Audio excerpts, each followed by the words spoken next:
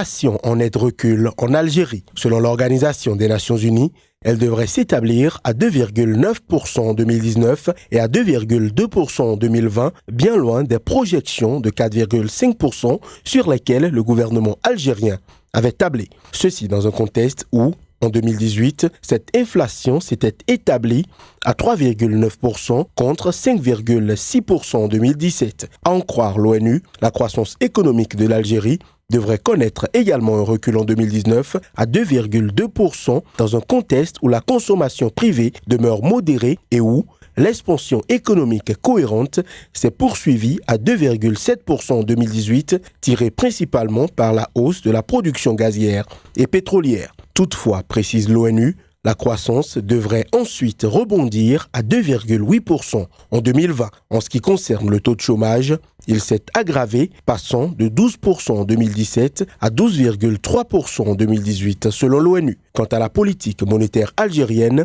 l'ONU relève qu'elle restera neutre à l'instar de celle des autres pays maghrébins comme la Libye, le Maroc et la Mauritanie.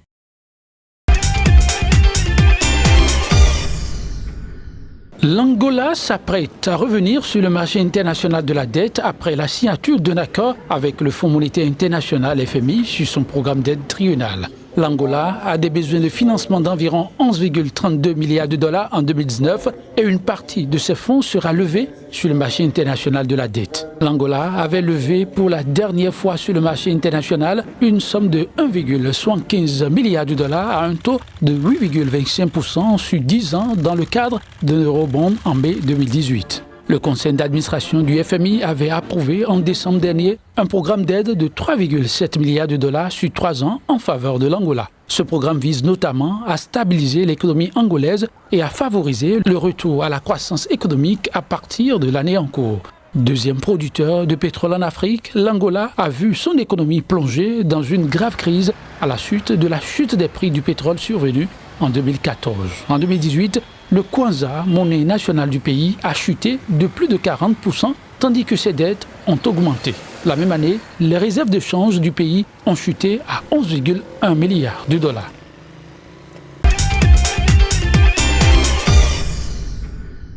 Un eurobond pour financer le déficit budgétaire de l'exercice 2018-2019, c'est l'option que semble avoir pris le gouvernement kényan.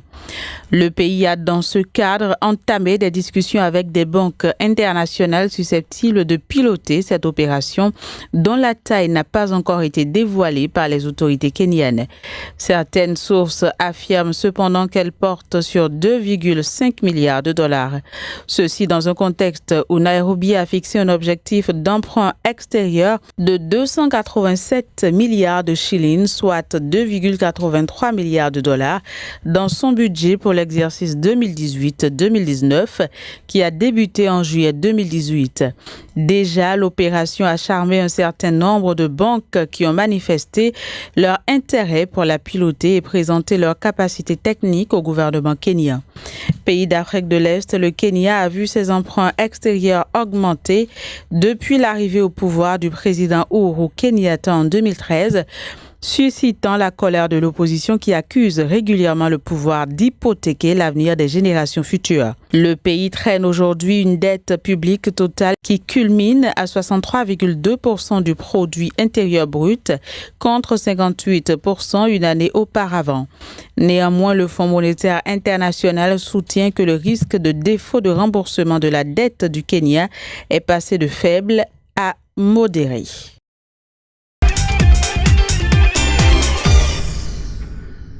À partir de 2021, des mesures restrictives seront appliquées sur l'importation de voitures d'occasion au Kenya. L'annonce a été faite la semaine dernière par le gouvernement kényan qui justifie ces nouvelles mesures par une certaine volonté de faire chuter les importations de véhicules d'occasion au Kenya tout en stimulant le secteur automobile local. Ces mesures devraient également permettre de limiter les importations de voitures d'occasion ayant plus de 3 ans d'âge. Les achats de véhicules d'occasion importés représentent actuellement dans ce pays de l'Afrique de l'Est 85% des achats de véhicules. Il s'agira donc de faire chuter ce taux au profit de nouvelles voitures fabriquées ou assemblées dans le pays. chose qui devrait permettre de réduire et de remplacer la part des véhicules et pièces détachées d'occasion et ainsi de promouvoir le secteur automobile et d'encourager l'industrie locale, selon le gouvernement kenyan. Il faut dire qu'après l'entrée en vigueur des mesures restrictives en 2021, le gouvernement kenyan entend faire bénéficier le secteur automobile local d'autres mesures d'accompagnement. Il s'agit entre autres des allègements fiscaux pour les personnes qui vont investir dans le secteur.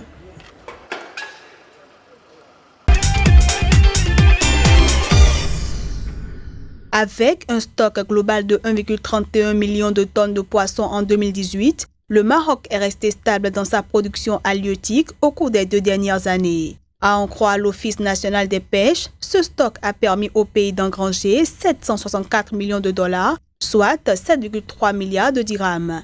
Dans le détail, les captures effectuées dans le cadre de la pêche industrielle ont totalisé environ 25 905 tonnes de poissons, tandis que les pêches côtières et artisanales ont fourni 1,28 million de tonnes de produits halieutiques.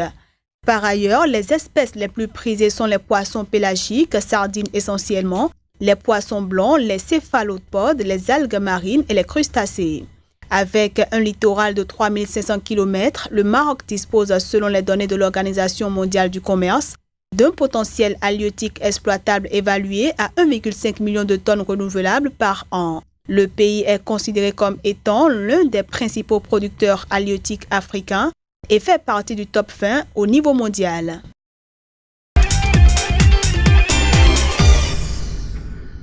Contre toute attente, l'horizon des bus de la compagnie de transport public zimbabwéenne ZUPCO s'est éclairci lorsque le gouvernement a annoncé une augmentation drastique de près de 150% des prix des carburants pour tenter d'enrayer une grave pénurie de pétrole. Suite à cette hausse des prix, les compagnies de transport privées n'ont pas traîné à augmenter leurs tarifs. C'est donc pour soulager la population que le gouvernement a décidé de relancer les bus de la ZUPCO. Comme beaucoup d'autres banlieusardes, Chilote, Chibanda n'a pas hésité longtemps avant de remonter à leur bord. Le trajet lui a été facturé $1 américain, soit 3 fois moins cher que celui exigé par les minibus privés. Nous sommes satisfaits de ce que le gouvernement a fait et nous souhaitons qu'il continue. Les taxis navettes devraient être retirés de la circulation parce que nous pouvons maintenant nous permettre d'acheter de la nourriture et de payer un loyer et nous sommes très heureux. Le retour des bus publics tient du miracle. Jusqu'à ces derniers jours, la ZUPCO était promise à une mort certaine, victime de la mauvaise gestion, de la corruption et de décennies de crise économique.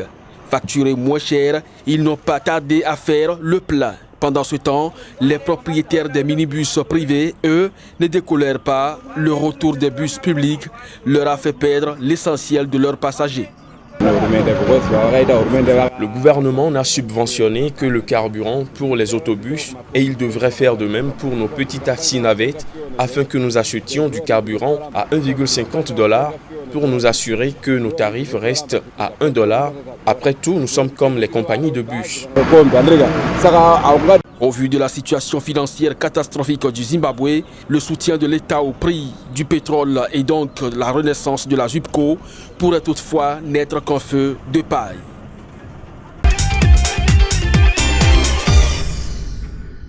Les autorités ivoiriennes projettent d'atteindre 18 600 milliards de francs CFA d'investissement sur la période allant de 2016 à 2020.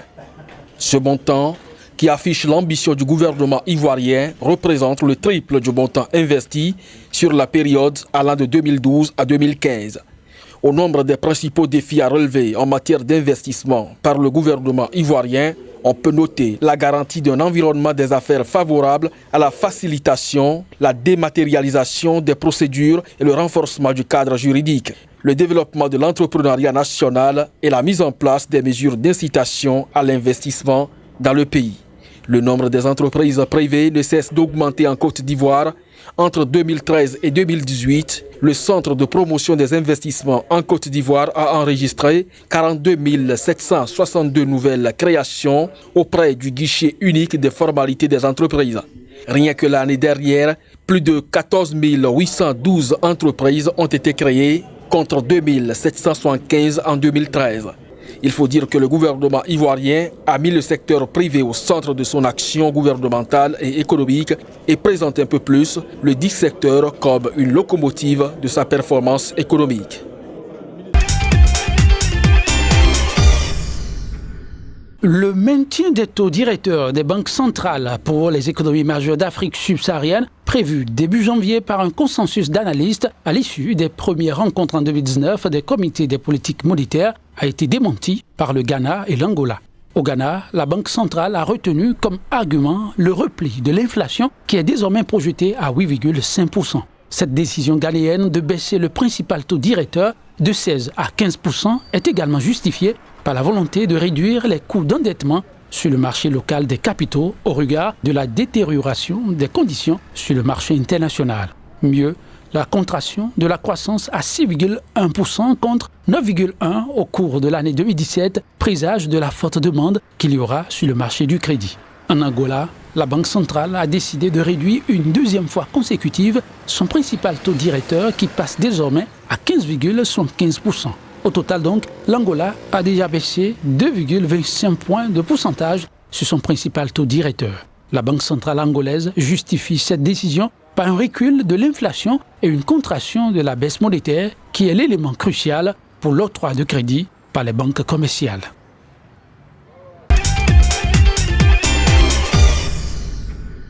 Les exportations de vin sud-africain ont rapporté 9,6 milliards de rands en 2018, soit 4% de plus qu'en 2017. Cette meilleure performance a permis de compenser la baisse de 6% du volume de vin écoulé en 2018, estimé à 420,2 millions de litres selon le groupement des exportateurs de vin sud-africains. La baisse de 6% du volume de vin écoulé s'explique par une chute de 14% de la récolte de vin de cuve en 2018 à 1,4 million de tonnes, soit son plus bas niveau atteint depuis 2005.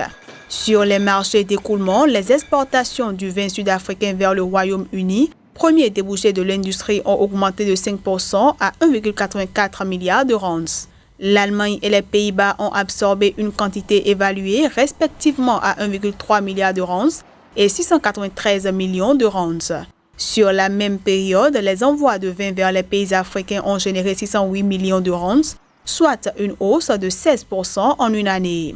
L'industrie du vin en Afrique du Sud emploie près de 300 000 personnes et génère environ 1,2% du produit intérieur brut.